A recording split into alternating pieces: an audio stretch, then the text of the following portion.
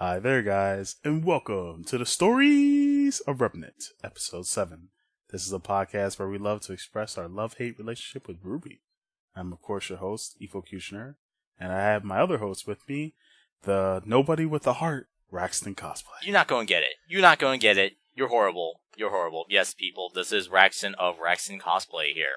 So, yeah, and today we are talking about Volume 5, Chapter 7, Rest and Resolutions. Ooh. And, yeah, definitely, you can tell by the title, we're not going to be seeing action here, because clearly... Whoa, we saw some action. Not fighting action. Not fighting action. If you expected fight scenes from this episode, well, then you're just dense as an MF. So. Whoa, hold on. I saw some fists flying. Obviously we have two completely different definitions of that, but yes, let's get into the episode. Efocutioner, would you like to go first again? Yeah, man, the group catches up about the adventures they had after Beacon, so that's like the boring part. Don't nobody care, man. What are you talking about? The boring part? No, man, it's the good parts. What are you talking about? They're laughing and eating together. They have not done that since, Volume 3? Yeah, Volume 3. And even then, I was like, I remember there was that one episode of Volume 3 where they're like, they're at this one food stand getting some ramen, and Blake was like ecstatic as happy shit because she was like, fish, because I'm a cat girl. Ooh, meow. So she was definitely a cat girl. She is a cat girl. She didn't change. Wow. So, but it's so, I'm glad that everybody's laughing, talking and catching up and reminiscing about old times. That's a good thing because a storm is coming. And what man? A storm is coming. Look, okay, well, fine. I wanted to get to the actual important part of the show, and that was Yang showing how powerful she recently became. I was trying to build that up. Okay, I was trying to build that. Why do we need to build it up? Look, we're going to get to the most. We're getting to the most important part of the episode. Why would they show that? But see, look, what I was trying to say is that everyone's reminiscing about good times, and then before I wanted to get into that scene, they were talking about Ren, and Lai Ren was saying something very important, which is just like, something that that you should worry about as well. He said, if you ever look back on your life and said you regretted something, that means you've grown up. You've changed. And if you wish you can go back in time and change it, that means you've grown up. And I'm like, dude, those words are full of wisdom. Holy crap. Did not expect that. Is this a wisdom podcast or is this a RWBY podcast? It's both. Because then it transitions to be like, whoa, nice arm, Yang. Yeah, I know, right? I can totally do it. Okay, fine. I was just trying to set you up. I didn't really. I was setting you up. I was hoping you realized that. No, I was setting you up. But anyway, sure you are. Yes, I will. I will admit that there are some things that I thought that was a really deep emotional. Like, I actually paused the video when I first watched it because I was like, wow. Thinking back on a lot of the things I've done in my life, I was like, man, there's a few things I regret not doing. I'm like, you're right. I definitely changed. I definitely leveled up. I bettered as a person. I'm like, but I never really thought of it that way. Yeah. And it took a show like RWBY to show me something that beautiful. It is. And then we saw the most important part of the damn episode, and that's Yang. People, you don't know this, but I'm shaking my head right now. But yeah, keep going. And of course, Yang beating Nora in arm wrestling. So once again, is folks, that really a beating? No, the fist flew. No, it is good not. Sir. The fist flew. The fists were flying, ladies and gentlemen. At the end of that episode, the entire arm flew off. See, that's what I was talking about. That's just how dedicated. That's how dedicated Yang is to fighting, man. Yo, she puts her whole arm into it. I'm gonna slap you for that. I'm gonna slap you for that one. I'm gonna slap you. I owe you like 5 Nora slaps got hit at this with moment. I owe you like 5 slaps. And Nora got hit with the fist of fate, man. Okay, that was cool because Digimon reference. So thank you for the win. And and it just goes back to a reference part because of how much she's grown. I mean, if you look back to the episode, I have it up right now, and I'm going back. She lets go of the arm within just a second. We don't know how, but she just did. And she's just laughing her ass off about it. And look at this. And I pause it. And Nora is like, what the shit? This is just creepy. And then RWBY and Weiss are like, what? And Yang's just laughing it out because she's grown up. She has accepted that arm. You know, she's missing her arm now. That robot arm is now going to be a part of her for the rest of her life. And she's laughing about it, man. Holy crap. That's right. Growth. That is growth right there, man. Yeah. Back in Volume 4, she was really ashamed at the fact that she lost her arm. And now that she finally accepted that that's a part of her, like shout out to her dad, you know. But, yeah, Tai Yang. But also herself for, you know, becoming more of the perfect woman that she is. And finally accepting that her arm being gone is not a loss, but a huge benefit. Because now she's got a cool robotic arm. Get it? And she Nora got hit with bionic arm, folks. Did you miss the reference I did? I did it twice. Oh yeah, Nathan Rad Spencer from the horrible 2009 Bionic Commando game. I don't know why you referenced that, but sure. But, I mean, Rocket Punch, whichever. Doesn't matter. Yes, Rocket Punch from Rocket Power, yes, or Pacific Rim, whichever one you want to reference. So, but, or you know, Dragon Ball Z. Sure. And then wait, we got one more important part. Oh no, two more parts. No, just one more. Well, three more to be honest. But yes, I'm talking about the episode. I'm talking about the episode of RWBY here. So the second part we have Weiss and Yang being filled in about Ozpin, and now they bring up new information about like Crow and Raven. Hey, Ozpin, we know for a fact you are hiding secrets from us. Tell us everything. And everything. And wow. It's I wouldn't say Ozpin's squeaky clean, but jeez. It's got a lot of, how do I say this? Secrets? It's got a lot of skeletons. Yes, there we go. I was looking for because he's been going through a lot of bodies. And we mean that literally speaking. So I know. Yes. That's why there's skeletons in those closets. Oh yeah, man. Oh, jeez. And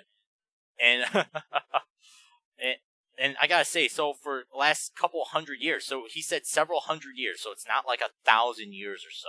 He said several hundred years. And one of two revelations we found out, was he was the one that created the 4 original maidens. That is correct. Wow, that is a big-ass revelation. He was the old wizard in the story. If you guys have not seen the episode, I would suggest going back. It is from the World of Remnant story. World of Remnant, Stories of Remnant. It's the episode called The 4 Maidens. See, I knew I chose the right name. I know that you did. And we learned about the 4 maidens. But we also learned something very important, too. And this is something that I discovered through rewatching the video. And that's, if you remember the story of the 4 maidens, by the way, you should probably watch that before you continue watching the episode. So I'm going to give you a second. Pause here. Pause. And then, now unpause or whatever. So you learn about the 4 different maidens he meets. Like first, the old man meets the winter maiden, then the spring maiden, then the summer maiden. But he meets the most important maiden, the last maiden that we see, the elder sister, the fall maiden. Correct. That is correct. Now here's something that we don't know. Salem is also pretty old herself, right? That is true. They did what? Say... Oh, go on. No, go ahead. I was just going to add, they did reveal that Ozpin and Salem they've been in a war for centuries. So, yeah, just want to reiterate that. But yeah, keep going, Efocutioner. What if they weren't at war when they first met? What if she was the nice, friendly sister that came to the dinner table to say hi to the old man? Are you saying, are you implying that she might be the winter maiden or the summer maiden? Worse. I'm implying that Salem was originally the fall maiden. The original fall maiden? Yes. Oh, think about it, folks. Think about it. Once again, she is the elder sister. Number 2, she made sure that Cinder went after the fall maiden exclusively. Number 3, after she got her powers, who trained Cinder in the abilities of the fall maiden? she's the original fall. Dude, that is a bold ass prediction. Holy crap! I am putting it out there. That is, and here is what I think happened. The old man, aka Ozpin, was nice enough, kind enough to meet these 4 sisters, and he gave his power to them. What if, and this is also going back to the 4 relics that we also learned about, what if the 4 sisters going around doing good, what if Salem realizes about the old, by the way, this is another story where you have to go back to season 4, it's at the episode where Crow talks about the 2 brothers, and how they created, well, the younger brother created the Grimm, and then both of them teamed up and they created the man. And then we also learn about the 4 relics that were made by the original gods before they left. Mm-hmm. Right? Yes. What if Ozpin was trained, or at least, trained as through his wizardship with probably the older brother or something like that. And what if Ozpin told the 4 sisters about the relics, and the sisters go and they get the relics, and because like we said, we know that the relics only interact with those who have the abilities of the maidens. So what if Ozpin was one of those people that was like a protector of the relics or something like that? He bestows his power onto them, and then they eventually become the protectors. And then, of course, if we all remember, and I just want you to know this, for the relics, the fall relic is the one of choice. What if Salem, when she had the relic, chose even greater power, forsaking the fall power? And the fall power just transferred to someone else and gained an even greater power. And once she got that, she wanted to get the other relics as well. But the only way she could really get it is through killing her sisters. And what if through that action, or, I'm just assuming on this point, but I'm just going to assume that Salem tried to get more power than she really wasn't supposed to have. And what if through this action that the 2 brothers saw this and they were like, yo, what the hell just happened, man? And then they're looking at her and they're like, you know what? We curse Salem, but we curse Salem with you, Ozpin, because you originally created her. You gave her this power. So forever you shall be linked together. Dude, okay, I'll be honest, you said quite a bit to the point where I'm gonna say you're a friggin' conspiracy theorist. You said a lot. I'm really stretching on this one, but it kind of does build the theory, like maybe through the actions of Salem, who I think is originally the Fall Maiden, something that is a bold prediction. I will admit and that. They become cursed together, where one cannot die without the other dying. Because they can only kill each other. So the 2 brothers are even bigger than Ozpin and Salem, to the point where they cursed Ozpin. You gave this power to the original Fall Maiden, Salem herself, and then she's like, oh, yeah, she made the horrible choices. This is your responsibility since you're the one that gave her the power, so now your life is tied to hers. Yes. But through the beauty of his curse, though, as we do here in the story, through the power of his curse, he is able to allow, people to become greater people. So we do learn that he does give Crow and Raven the ability to be animorphs and transform into different animals. Yeah. And then we also learned that his power is fading, too. Yes, he did say it's diminishing. So probably this might be his 1 or 2 more body jumps left, or this could be his last body jump. And he's like, this is the last time I do this before I'm gone forever or something. I don't know. All I know is that he did also make another revelation. He did reveal that it's not that simple. Like RWBY was asking, so did you give this power to like Ironwood or Glinda Goodwitch? And he's like, it's more complicated than that. My guess is they could only do it because they were siblings, like Crow and Raven. So. Ooh, so that may go back to my theory, because not only are they siblings, aren't they also twins? Are they? Wait, hold on. Did they say they were twins? I'm not too sure. I'm just assuming. Well, even if they aren't twins, that still goes back to the brother sister theory, aka the siblings, the 2 brothers. Yeah. Thus, and the four maidens were. Wait, did they say the 4 maidens were? The 4 maidens were sisters. So it could be a sibling thing, yeah. So I might be wrong about the whole, connection between Salem and Ozpin, but there is. Yeah, I was gonna say, I'm like, dude, if your older theory was right about Ozpin and Salem were lovers, are you saying that Salem likes older men? She got attracted to the old man? Oh. Hey man, ain't nothing wrong with that. But no, that kind of there is when they're like 50 years apart, man. Age ain't nothing but a number. Oh, really? You're not like 18. You want to date a 90-year-old woman. I doubt you're going to date a 90-year-old woman. So I mean, if she is unlikely in the right area, I'm going to put that down as unlikely. So yeah, we'll put that in unlikely. But yeah, that kind of debunks my theory about the two lovers thing. Well, actually, no, that could still be true. Who knows? Yeah, who knows? But that does debunk the theory of if one dies, the other dies. So that one got debunked. No. Most likely, but the creation of the Fall Maiden being Salem, and Salem was given her powers by Ozpin. That actually could be true. Could be. See, I will say that is a bold ass prediction.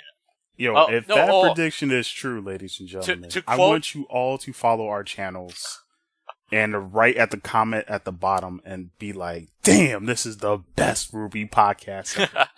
I agree, Efocutioner. And by the way, to quote Gerald when he said to Arnold from Hey Arnold, "That's bold, Efocutioner. That's real bold." Thank you. That is. I tried it. That is. Oh, and before we go off to the last scene, I do like it how they actively say that in the show. Thank you, Nora. Oh, Crow? Raven? They're birds! Yes! Someone said that out loud. Crow can turn into a crow. Raven can turn into a raven. Ah! Puns, and homonyms, Yang and Weiss actually could be, something more. Yeah. Well, anyway, we will move on to the last scene. And yes, the scene that pissed me the fuck off because it's when it's about to get good. And what happens? Up to the next week, to the episodes of RWBY. Well, yeah, because come on, dude, they gotta stretch this out all the way till at least 12 episodes. They still have 5 more, so. Fine, I guess, whatever. And the episode and the last part is that we see Emerald and Mercury. They reached the Brandwin tribe's territory, and they're like, "Hey, yeah, we're here." And who else did they bring? They brought Cinder and Dr. Watson. So, Bro, what's Dr. Watson gonna do, man? Hey, man, I was the one that said that to you, and you're like... I know. I just want you to remember. I do remember that. Okay. So, yeah. So, that also debunks my theory on earlier episodes, because I thought we were going to wait, and I thought the attack on Beacon was going to happen first. And then that was going to happen as a side note. So, I am wrong on that. That looks like it'll be the setup for the final episode. Maybe they're there to try and recruit. Either going to recruit, or... Yeah, I'm going to say recruit, because they didn't bring another person to transfer the Spring Maiden's powers. So, I'm pretty sure... Are you sure? It looks like there's a viable candidate right there. Who, Emerald? Yeah, dude. Are you kidding me? That is a... Okay. It was bold enough that you predicted that... Salem is the original Fall Maiden. Now you're saying that Emerald's gonna get upgraded to a freaking Fall Maiden? That doesn't even make sense. Well, you mean Spring, but no, here's what I think's gonna happen. I think they're not there to negotiate. They're there to get the fucking and the man. Be like, look, Raven, you got a choice. You either give me the Spring Maiden, and we go with her, and we take her back to Salem. Or we can just kick y'all asses, and then we're just gonna take the Spring Maiden anyways. Oh, and by the way, Spring Maiden, if you keep fucking around, we're just gonna make Salem Spring Maiden. So, it's kind of like at the bottom of the list. It's not like they're purposely Salem going or there. Emerald? I mean, Cinder's gonna say, we're gonna make, Emerald fucking Emerald here. Whoa, jeez, yeah, man. but see, that's, my apologies for the confusion, folks, on the mistranslation. But, that's probably at the bottom of the list. That's like their worst case scenario where it's just like, all right, if this Spring Maiden keeps fucking around, we do kind of need to kill her. Let's just pass it on to Emerald here. Not the best idea, but it's just like, at least we'll know where the Spring Maiden power is, and at least it'll be in our camp, versus hey, if you can just give her to us and we can like trade or maybe give you something like that, that's cool. But pretty much this is a demand. They're like, the way it's setting up is a demand. This isn't no peace negotiation or anything. Aggressive negotiations. That's what it's there called. We go. Never. You know what? I take that back. It's aggressive negotiations. Thank you, Andrew. Yes. Me or Raxton. Yes. So, yeah, Star Wars reference right there. Yeah. So Yep. I do like the prediction. I just don't see it from a story point narrative. It just doesn't make sense to me as a writer, because why would Emerald get it? Well, unless they're planning that's on worst case scenario. Well, though true, yeah, but I just don't. But if that actually happens, I'm gonna be like, I'm confused. So you're saying Emerald is gonna have some sort of big character change? Because I never saw Emerald or even Mercury as that. I always saw them as one step above minions. So I saw them as like lieutenants. But look, man, anybody can level up on this show. That's the most important thing. So that's why I kind of keep it open. Yeah, because I didn't see Penny. Where's the rest of Team Sun? Team Coffee? Look, first of all, Team Sun they're doing their little detective agency thing on the side, man. Well, that's 2 members. What about the other 2 members of Team Sun? They're nowhere to be found again. Who gives a freaking crap about the other 2 members? Look, if they were important, they'd be in the story. That's my point, dude. We're not going to see the other teams. Team Coffee, the rest of Team Sun. Penny, she's gone. Even though she can be rebuilt, but she's gone. Look, man, Penny 2.0 is coming, man. She's like Jack. There's just going to be another version that comes out each year. My guess. No, she's like the iPhone. Yeah, I just take that back. She's iPhone. Penny's iPhone. Yeah, we're going to see Penny 2.0. So. Well, we'll probably see her in Volume 6 because the RWBY Combat Ready board game will be released July 2018. So and you my guess product placement. Yeah, exactly, product placement. Plus, they did reveal a new Minion Lieutenant is going to be revealed in Volume 6. So my guess is those 2 are going to be revealed together. That's my guess. Before the end of the episode, Efocutioner, did you see who the character's name is? The guy that tried to beat up Yang a few episodes ago and got his tooth knocked out? Did you see what his character's name is? Punching Bag. No, it is not. He actually has a full name. His first name is Shay, Shay. Middle name begins with a D as in dog. Last name Man, Mann. Shay D. Man. Yeah, I prefer Punching Bag more. I'm just telling you that's his official canon name. Shady Man. I know his name is Shady Man. I get it. Yeah. I'm pretty sure he got made fun of as a kid. That's probably why he became a shady man. Yeah. Oh, man. Shaman. Shaman. Ooh, that's another theory. What if he becomes something big? Because if you take out the D, Shaman, Shaman, like wizard and like knows of magical properties. Maybe this guy could become like you said yourself, man. Anybody can be elevated. So this shady man could become a shaman. If he takes out the D, maybe he might be able to do something to stop Cinderella from advancing. So. Dude, come on, man. There might be children listening to this. Come on, man. Bro, it's a RWBY podcast, man. Yeah, there are children who watch this stuff as well. So. Oh, okay. Well, oops. But then again, there's so much worse crap on the freaking YouTube that kids accidentally watching stuff. Please, we're like the furthest. Accidentally, quote unquote, yes. Oh, look, man. All we do is we did a sexual innuendo and we curse quite a bit. There's worse stuff on the damn freaking TV that kids watch. To quote Captain America, you see half naked girls 90% of the time. We are probably a family friendly RWBY podcast. Damn right. To quote Captain America, language. Fuck, I got hit with the cap. Oh, yes, exactly. Now, we are, and now, that was basically the episode.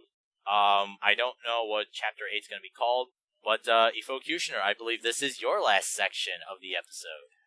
Yeah, that's right, folks. You already know, man. We want Barbara Knuckleman and the cast of RWBY. Mostly Barbara. I mean, because she's okay. I mean, I like her. We want her to come to Chicago. Fanboy! Total fanboy! Excuse me. Wait, what? What? You know what? Whatever. I don't even care. Anyways, we want her to come to C2E2. We want her to come to Chicago. And the best way to do that, I felt like, was not through, well, actually, I did the, request and all that stuff. But I felt like a better way to do it was to give her a pun a week. So here's my pun of the week to get Barbara Dunkman to come to C2E2. And it's Christmas themed since we're in December. Here it is, folks. Why is Santa so jolly? I feel like there's a sexual innuendo there somewhere.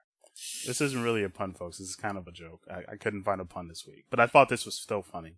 But yeah, why is Santa so jolly? Why is Santa so jolly? I'm gonna go with because he likes Jolly Ranchers.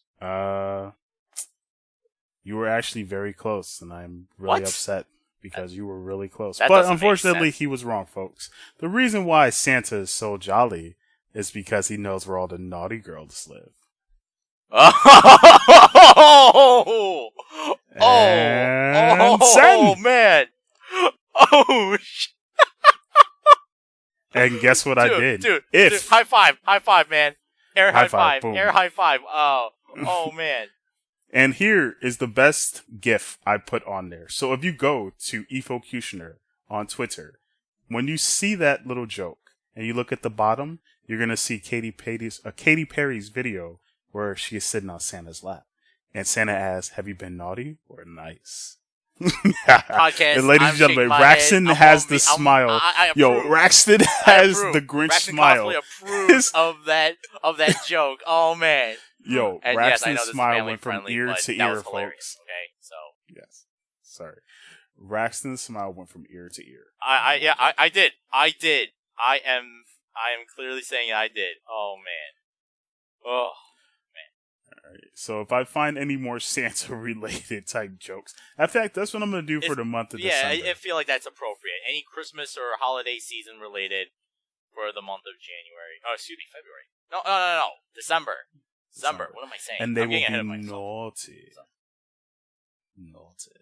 Anyways, folks, that's it for the Stories of Remnant. We're done. We hope you enjoyed the episode. Yes. I want to give a special shout out once again to the RWBY group on Reddit. They've been really nice letting me post these episodes up. We've gotten more views, more likes. People are liking this, liking our podcast. So thank you. Thank you very much for Raxton Cosplay as well. Yeah, so I'm glad you find us funny and entertaining.